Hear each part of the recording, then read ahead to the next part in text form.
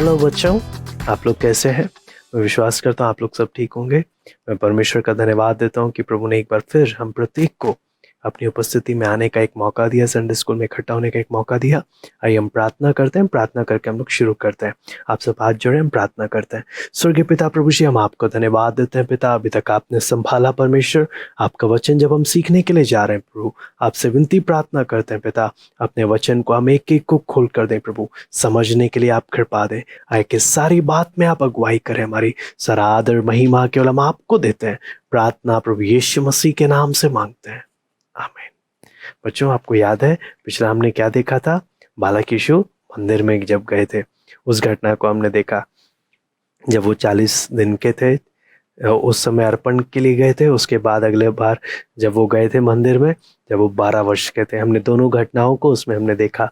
आज हम देखने जा रहे हैं यीशु मसीह 12 साल के बाद से लेकर जब तक 30 साल के नहीं हो गए, उस बीच में वचन में पूरा डिटेल में नहीं लिखा कि उस बीच में क्या हुआ, लेकिन वो एक गुप्त समय था। और वचन हमें इतना बताता है कि वो अपने माता पिता के साथ उनके अधीन रहे। और जब हम आगे उन घटनाओं के बारे में पढ़ते हैं तो 18 साल प्रभु यीशु मसीह अपने पिता के समान, प्रभु यीशु मसीह के पिता बड़े ही थे तो उनके समान ये भी बड़ाई का काम करते थे। तो बच्चों, आज हम देखने जा रहे हैं उस घटना के बारे में कि आपको मालूम है यीशु मसीह को बपतिस्मा किसने दिया था? प्रभु यीशु मसीह को बपतिस्मा यूहन्ना बपतिस्मा देने वाले ने दिया था। यूहन्ना बपतिस्मा देने वाले के बारे में आपको याद है यूहन्ना कौन था? उसके पिता का नाम क्या था? यूहन्ना के पिता का नाम था जकरिया और माता का नाम इलीशिबा, है ना। तो बड़ा होकर यूहन्ना बपतिस्मा देने वाले के नाम से जाना जाने लगा। और आपको मालूम है यूहन्ना अगर रिश्ते में देखा जाए तो यीशु मसीह का चचेरा भाई लगता है, चचेरा भाई, कजिन ब्रदर लगता है।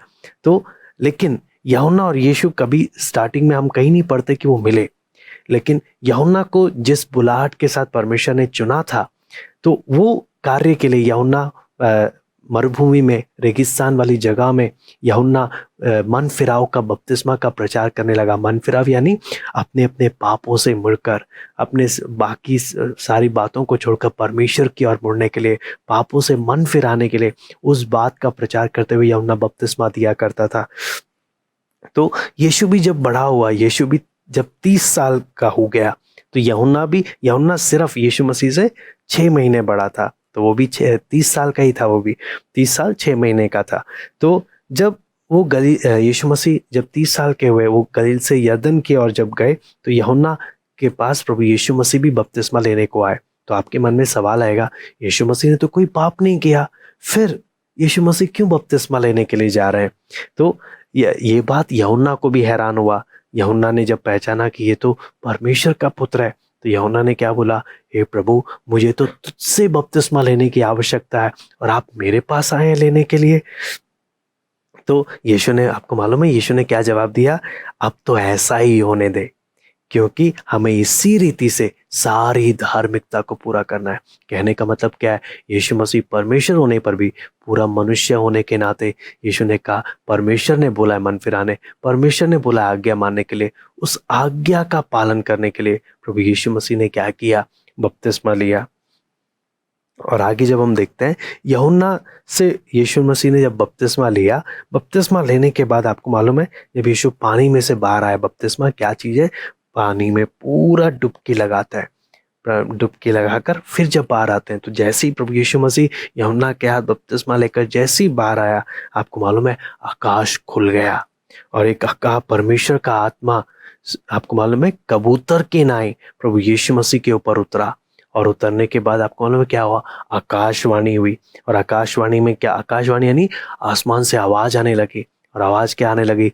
ये मेरा प्रिय पुत्र है, इससे मैं प्रेम करता हूं, इससे मैं अत्यंत प्रसन्न हूं, ऐसे करके आवाज आने लगा। और आपको मालूम है वहां पर वचन में देखते हैं ये कैसे हुआ? ये कितनी एक खुश वाली बात है ना। किसी और के लिए ऐसी बात नहीं कही, प्रभु यीशु मसीह के लिए बोला मेरा प्रिय पुत्र है, मैं इससे कितना प्रसन्न हूं। आपको मालूम है क्यों ऐसे हुआ? क्योंकि वचन में जब पढ़ते हैं प्रभु यीशु मसीह परमेश्वर की सारी आज्ञा मानते थे, सारी इच्छा को पूरी करते थे। उसी प्रकार यदि हम भी परमेश्वर की सारी इच्छाओं को पूरी करेंगे, परमेश्वर की आज्ञा को मानेंगे, तो परमेश्वर हमसे भी क्या होगा? उसी समान खुश होगा, प्रसन्न होगा। आगे वचन में जब देखते हैं, बपतिस्मा लेने के बाद प्रभु यीशु मसीह, पवित्र आत्मा प्रभु यीशु मसीह को जंगल में ले गया। वहां पर 40 दिन तक उपवास की हालत में प्रभु यीशु मसीह रहे और वहां पर शैतान ने उनकी क्या की? परीक्षा की। और परीक्षा होने के बाद जब प्रभु यीशु मसीह ने शैतान को हराया, परीक्षा में पास हुए, तब प्रभु यीशु मसीह आत्मा में भरकर अपनी सेवकाई को, जिससे सेवकाई को प्रभु यीशु मसीह ने क्या किया? शुरू किया। तो यहाँ पर याद करने वाली आयत क्या है बच्चों? यहाँ पर याद करने वाली आयत है, ये आकाशवाणी हुई कि तू मेरा प्रिय पुत्र है, तुझसे मैं प्रसन्न हूं। मैं दोबारा से बोलता हूं, और ये आकाशवाणी हुई कि तू मेरा प्रिय पुत्र है, तुझसे मैं प्रसन्न हूं। कहां पे लिखा है? मरकुस 1:11। ये जो हमने पूरी कहानी देखी, मरकुस 1 अध्याय में है। ठीक है, अब मैं आपसे कुछ सवाल पूछने जा रहा हूं, देखते हैं आपने कितने ध्यान से इसको सुना है। तो मेरा सबसे पहला सवाल है, किस उम्र में प्रभु यीशु मसीह ने बपतिस्मा लिया?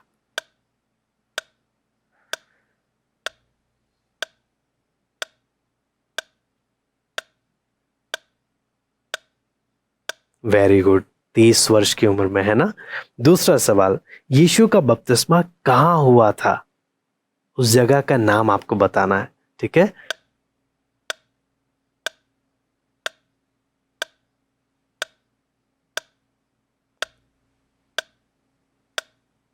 वेरी गुड, यरदन नदी में। तीसरा सवाल है, आत्मा प्रभु यीशु मसीह पर कैसे प्रकट हुआ?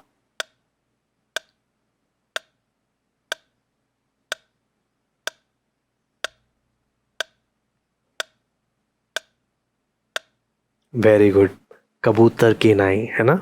आकाशवाणी में क्या कहा गया था?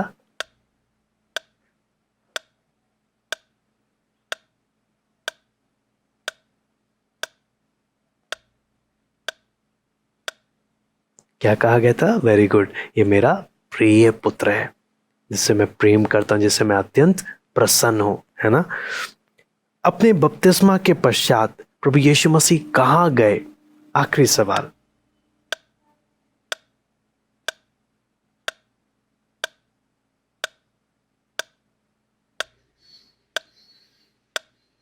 जंगल में गए, जहां पर शैतान ने उनकी क्या की? परीक्षा की। Very good. ठीक है बच्चों, अब हम प्रार्थना करते हैं, प्रार्थना करके समाप्त करते हैं।